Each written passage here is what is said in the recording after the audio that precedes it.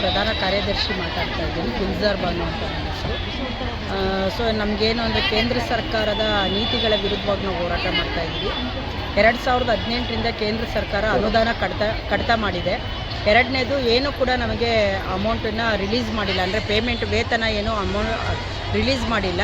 ಜೊತೆಗೆ ಅನುದಾನನ ಕಡಿತ ಮಾಡಿರೋದ್ರಿಂದ ರಾಜ್ಯದಲ್ಲಿ ತುಂಬ ಅದು ಕಷ್ಟ ಆಗ್ತಾ ಇದೆ ಅಂಗನವಾಡಿಗಳನ್ನ ನಡೆಸಲಿಕ್ಕೆ. ಎರಡನೇ ವಿಚಾರ, ಆಹಾರ ಪದ್ಧತಿ ಅದು ಲೋಕಲ್ ಆಗಿ ಫುಡ್ ಕೊಡಬೇಕು ಅನ್ನೋದು ನಮ್ಮ ಬೇಡಿಕೆಯಾಗಿತ್ತು. ಈಗ ಅವ್ರು ಕಳಿಸ್ತಾ ಇರೋಂತಹ ಕೃಷಿ ಸಂಸ್ಥೆಯ ಫುಡ್ಡನ್ನು ಫಲಾನುಭವಿಗಳು ತೊಗೊಳ್ಳಿಕ್ಕೆ ನಿರಾಕರಣೆ ಮಾಡ್ತಾ ಇದ್ದಾರೆ. ಅದನ್ನು ವಿರೋಧ ಮಾಡಿ ನಾವು ಹೋರಾಟಕ್ಕೆ ಕುಂತಿದ್ದೀವಿ. ಎರಡನೇ ವಿಚಾರ, FRS ಪೋಷಣ್ ಟ್ರ್ಯಾಕರ್ ಅನ್ನೋದು 2021ರಲ್ಲಿ ಜಾರಿ ಮಾಡಿದ್ರು. ಅದಾದ ನಂತರ FRS ತಂದಿದ್ದಾರೆ. ಇದೆಲ್ಲ ಬಂದಿರೋದ್ರಿಂದ ರಾಜ್ಯದಲ್ಲಿ ಸುಮಾರು 5 ಲಕ್ಷ ಫಲಾನುಭವಿಗಳು ICDS ಇಂದ ಹೊರ ಉಳಿದಿದ್ದಾವೆ. ಯಾಕಂದರೆ ಆಧಾರ್ ಕಾರ್ಡಲ್ಲಿ ಫೋನ್ ಲಿಂಕು ಮತ್ತು ಟೆಕ್ನಿಕಲ್ ಸಮಸ್ಯೆಯಿಂದ ಫಲಾನುಭವಿಗಳನ್ನು ಗುರುತಿಸ್ಲಿಕ್ಕಾಗ್ತಾ ಇಲ್ಲ. ಅಪೌಷ್ಟಿಕತೆ ಹೋಗ್ಲಾಡಿಸ್ಲಿಕ್ಕೆ ಅಂತಲೇ ICDS ಹುಟ್ಟಿರೋವಂಥದ್ದು. ಆದರೆ ಇವರು FRS ಹೆಸರಲ್ಲಿ ಅಪೌಷ್ಟಿಕತೆನ ಮತ್ತೆ ಹೆಚ್ಚಳ ಆಗುವಂಥ ಕೆಲಸಗಳನ್ನು ಮಾಡ್ತಾ ಇದ್ದಾರೆ. 2008ರಿಂದನೂ ಕೂಡ ಅನುದಾನ ರಿಲೀಸ್ ಮಾಡ್ದಲೇ ಇರೋದು ತುಂಬ ಅಂಗನವಾಡಿ ವರ್ಕರ್ಗೆ ಅನ್ಯಾಯ ಆಗ್ತಾ ಇದೆ.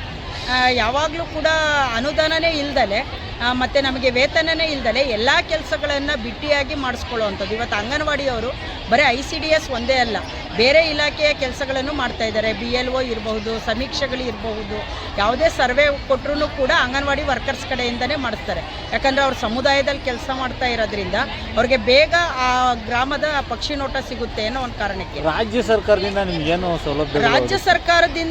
ರಾಜ್ಯ ಸರ್ಕಾರದಿಂದ ನಮಗೆ ಏನು ಬೇಕಾಗಿತ್ತು ಅದನ್ನೆಲ್ಲ ಹೋರಾಟದ ಮುಖಾಂತರ ಪಡಿತಾ ಇದ್ದೀವಿ. ಇನ್ನೂ ತೋಳೋದು ಇದೆ. ಈಗ 2011ರಿಂದ ಗ್ರ್ಯಾಜ್ಯುಟಿ ಕೊಡಬೇಕು ಅಂತ ಹೇಳಿ ನಾವು ಹೋರಾಟ ಮಾಡ್ತಾ ಇದ್ದೀವಿ. ಅದು 23ರಿಂದ ಜಾರಿ ಮಾಡಿದೆ. ನಾವು ಹೇಳ್ತಾ ಇರೋದು 11ರಿಂದನೂ ಕೂಡ ರಿಟೈರ್ಡ್ ಆಗಿರೋರು ಕೊಡಬೇಕು ಅನ್ನೋದು ಕೂಡ ಬೇಡಿಕೆ ಇಟ್ಟಿದ್ದೀವಿ. ಅದನ್ನು ಕೂಡ ಫೈಟ್ ಮಾಡ್ತಾ ಇದ್ದೀವಿ. ಮೊನ್ನೆ ಎಲ್ಲ ಹೋರಾಟ ಆಗಿದೆ, ಅದಕ್ಕೊಂದು ಆಶ್ವಾಸನೆ ಸಿಕ್ಕಿದೆ. ಈ ಬಾರಿ ಬಜೆಟ್ನಲ್ಲಿ ಅವರು ಕೊಡಲಿಕ್ಕೆ ನಾವು ಪ್ರಯತ್ನ ಪಡ್ತೀವಿ ಅಂತ. 8ನೇ ತಾರೀಕಿಂದ ಚಳಿಗಾಲದ ಅಧಿವೇಶನ ಇದೆ. CMಗೆ ಏನಾರು ಹೇಳೋದು ಬಯಸ್ತೀರಾ? ಇದು ಸಚಿವರ ಹತ್ರ ನಾವು 25ರಿಂದ 1 ತಿಂಗಳಿಂದ ಪ್ರೆಸ್ ಮೀಟ್ ಆಗಿದೆ. ಮೀಡಿಯಾದ ಮುಖಾಂತರ ಅವ್ರ ಗಮನಕ್ಕೆಲ್ಲ ಹೋಗಿದೆ. ಮತ್ತು 25ನೇ ತಾರೀಕು ನಾವು ನಮ್ಮ ಸಚಿವರು ಕೇಂದ್ರ ಸರ್ಕಾರದಲ್ಲಿ ಮಾತಾಡಬೇಕಾದ್ರೆ ನಮ್ಮ ಸಚಿವರೇ ಮಾತಾಡಬೇಕಾಗುತ್ತೆ. ಹಾಗಾಗಿ ನಾವು ಸಚಿವರ ಹತ್ರ ಭೇಟಿ ಮಾಡಿ ಸಚಿವರು ಇಲ್ದಲೇ ಇದ್ದಾಗ ಅವ್ರ PSಗೆ ಮನವಿ ಕೊಟ್ಟಿದ್ವಿ. ಇವತ್ತು ಇಷ್ಟು ಜನ ಹೆಣ್ಮಕ್ಳು ಬರ್ತಾ ಇದ್ದಾರೆ, ನೀವು ದಯವಿಟ್ಟು ಇದ್ದು ಮನವಿ ತೊಗೊಂಡು ಸೆಷನಲ್ಲಿ ನಮ್ಮ ಪರವಾಗಿ ನೀವು ಮಾತಾಡಬೇಕು ಅಂತಲೂ ಕೂಡ ಅವ್ರನ್ನ ಕೇಳ್ಕೊಂಡಿದ್ವಿ. ಆದರೆ ಅವರು ಸೆಷನ್. ಎಲ್ರಿಗೂ ನಮಸ್ಕಾರ. ಇವತ್ತೇನು ಇಡೀ ದೇಶಾದ್ಯಂತ ಸ್ಕೀಮ್ ನೌಕರರು ಎಲ್ಲ ಸಚಿವರ ಮನೆ ಮುಂದೆ ಹೋರಾಟ ನಡೆಸ್ತಾ ಇದ್ದೀವಿ. ಈಗ ಉದ್ದೇಶ ಏನಪ್ಪ ಅಂತ ಹೇಳಿದರೆ, ICDS ಪ್ರಾರಂಭವಾಗಿ 50 ವರ್ಷ, ಮೊನ್ನೆ 50 ವರ್ಷದ ಆಚರಣೆ ಮಾಡಬೇಕು ಕರ್ನಾಟಕ ಸರ್ಕಾರ ಕೂಡ. ಏನು ಮನುಷ್ಯ ಇರೋವರೆಗೂ, ಹುಟ್ಟು ಸಾವು ಇರೋವರೆಗೂ ICDS ಸ್ಕೀಮು ಅಗತ್ಯ ಇದೆ ಸಮಾಜಕ್ಕೆ ಅನ್ನೋದನ್ನು ಸರ್ಕಾರ ಅರ್ಥ ಮಾಡ್ಕೋಬೇಕು. ಯಾಕೆಂದರೆ ಅಂದಿನ 1975ರಲ್ಲಿ ದೇಶದಲ್ಲಿ ಅಪೌಷ್ಟಿಕತೆ ಜಾಸ್ತಿ ಆಗಿತ್ತು, ಗರ್ಭಿಣಿ ಬಾಣಂತಿಯರ ಮರಣ ಸಂಖ್ಯೆ ಜಾಸ್ತಿ ಆಗ್ತಿತ್ತು. ಅಂಥ ಸಂದರ್ಭದಲ್ಲಿ ICDS ಯೋಜನೆ ಬಂದಿದ್ದು.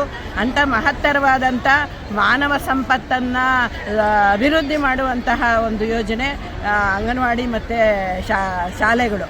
ಇಂಥ ಸ್ಕೀಮನ್ನು ಇವರು BJP ಸರ್ಕಾರ, NDA ಸರ್ಕಾರ ಬಂದ ನಂತರ 2014ರ ಇಂದೀಚೆಗೆ ನಿರಂತರವಾಗಿ ಬಜೆಟನ್ನು ಕಡಿತ ಮಾಡಿದ್ದಾರೆ. ಬೆಲೆ ಏರಿಕೆಗೆ ತಕ್ಕಂತೆ ವರ್ಷ ಬೆಲೆ ಜಾಸ್ತಿ ಮಾಡೋದು ಬಿಟ್ಟು ವರ್ಷ ಇನ್ನೂ ಬೆಲೆ ಕಡಿಮೆ ಮಾಡ್ತಿದ್ದಾರೆ. ಇದ್ರ ಉದ್ದೇಶ ಏನು? ಈ ಸ್ಕೀಮನ್ನು ಮುಗಿಸ್ಬೇಕು ಅಂತೇಳಿ ಈ ಸಾಮಾಜಿಕ ಕಳಕಳಿಯನ್ನು ಅವರು ಎಷ್ಟು ಕೊಡ್ತಾ ಇದ್ದಾರೆ ಅನ್ನೋದು ಈ ಬಜೆಟ್ ಕಡಿತದಲ್ಲೇ ಗೊತ್ತಾಗುತ್ತೆ.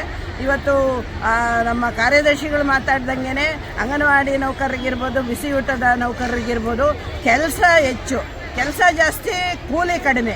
ಯೋಚನೆ ಮಾಡಬೇಕು. ನಾವು 2009ರಿಂದ ಈಚೆಗೆ ಬಿಸಿ ಊಟದ ಹೆಣ್ಣುಮಕ್ಕಳಿಗೆ ನಯಾ ಪೈಸೆ ಸಂಬಳ ಜಾಸ್ತಿ ಮಾಡಿಲ್ಲ. ಬರೀ 600 ರೂಪಾಯಿ ಕೇಂದ್ರ ಸರ್ಕಾರ ಕೊಡುತ್ತೆ.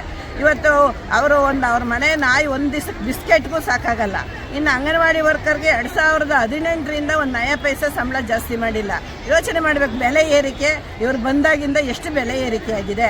ನಾವು ಸಂಸಾರಗಳನ್ನ ಹೆಂಗೆ ಸಾಕಬೇಕು ಅನ್ನೋದನ್ನು ಯೋಚನೆ ಮಾಡಬೇಕು. ಯಾಕೆಂದರೆ ಕೇಂದ್ರ ಸರ್ಕಾರ ಮಹಿಳೆಯರ ಪರ, ನಾನು ಬೇಟಿ ಬಚಾವೋ ಬೇಟಿ ಪಡಾವೋ ಅಂತೇಳಿ ಏನು ಹೇಳ್ತಾ ಇದೆ, ಬಾಯಲ್ಲಿ ಮಂತ್ರ, ಬಗಲಲ್ಲಿ ಕೋಲು ಬಾಯಲ್ಲಿ ಮಂತ್ರ ಅಂತ ನಮ್ಮ ಹೆಣ್ಮಕ್ಳಿಗೆ ಇವತ್ತು ಅರ್ಥ ಆಗ್ತಾ ಇದೆ. ಇಷ್ಟು 56 ಲಕ್ಷ ಜನ ಹೆಣ್ಣುಮಕ್ಕಳು ಈ ಯೋಜನೆಗಳಲ್ಲಿ ಕೆಲಸ ಮಾಡ್ತಿದ್ದಾರೆ. ಹೆಣ್ಣು ಮಕ್ಕಳಿಗೆ ಆರ್ಥಿಕ ಬಲ ತುಂಬಿದ್ರೆ ಸಮಾಜದ ಅಭಿವೃದ್ಧಿ ಆಗುತ್ತೆ ಸರ್, ದೇಶದ ಅಭಿವೃದ್ಧಿ ಆಗುತ್ತೆ. ಇದನ್ನು ನಮ್ಮ ಪ್ರಧಾನಮಂತ್ರಿಗಳು ಬರೀ ಪಠಣ ಮಾಡ್ಕೊಂಡ್ರಾಗಲ್ಲ, ಈ ಬಜೆಟಲ್ಲಿ ನಮ್ಮ ಸ್ಕೀಮ್ ನೌಕರರಿಗೆ ಸಂಬಳ ಜಾಸ್ತಿ ಮಾಡೋದ್ರ ಜೊತೆಗೆ ನಾವು ICDS ಉಳಿಸ್ಬೇಕು ಅಂತ